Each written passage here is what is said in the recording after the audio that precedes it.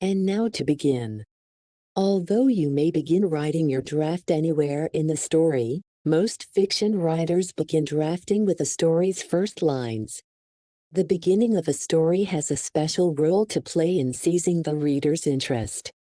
This video provides knowledge and tips on developing events and characters at the beginning of a story. Accessibility.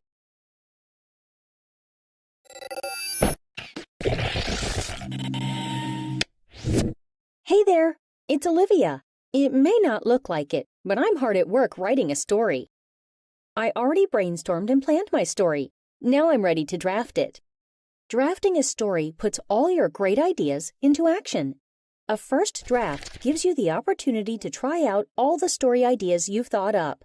You can develop an interesting storyline for your draft using certain literary techniques. Let's take a look at some of them. When drafting, think carefully about your introduction. How will you engage your audience?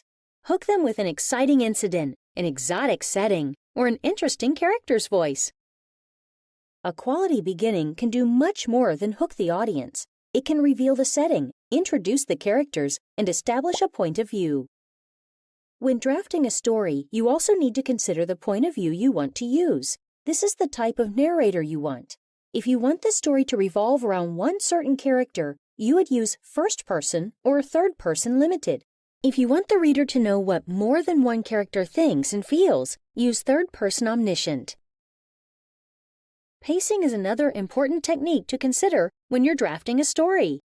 The speed at which events unfold or information is revealed in a narrative is called pacing. A narrative can move quickly or slowly, depending on the content of the narrative. A scene in which one event follows directly after another and then another creates a faster pace in a narrative. Heavily detailed description in a story slows the pace. Dialogue can increase or decrease the pace depending on the dialogue itself. Think about the purpose and mood of a scene to choose the pacing that creates the effect you want in your story. Dialogue not only helps with pacing, it can also add interest to a story. Dialogue in a narrative should sound realistic. Good dialogue sounds like how people actually talk. Be careful to use only dialogue that has a purpose. If you listen to real conversations, you'll hear a lot that doesn't actually impact events or illustrate characters. Writing a great introduction that will hook your audience, deciding on your point of view, and figuring out your pacing and dialogue are just a few of the steps I'm taking in my drafting stage. There are a lot of other writing techniques I'm going to try out at this stage.